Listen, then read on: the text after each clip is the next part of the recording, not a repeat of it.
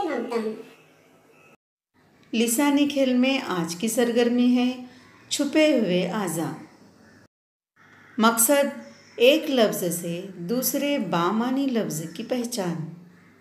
हिदायत जिदौल में दिए गए अल्फाज में कुछ आज़ा के नाम शामिल हैं, उन्हें पहचान कर अलग से लिखिए।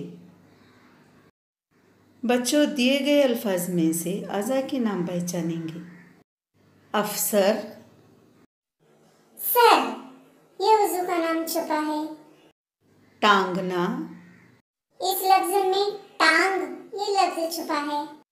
चटखना, इस लफ्ज़ में टखना लफ्ज़ छुपा हुआ है। पैरहन,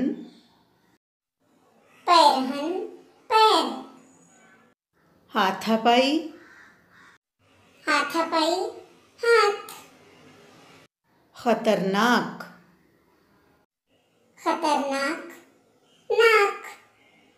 उगला, उगला गला। कमरा, कमरा कमर।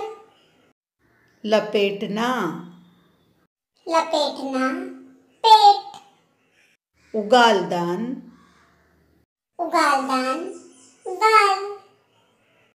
दुकानदार, दुकानदार कान। मेज़बानी, मेज़बानी ज़बान। बच्चों, अपने उस्ताद या सरपरस्त की रहनुमाई से मज़ीद ऐसे अल्फाज बनाकर खुशखत लिखिए।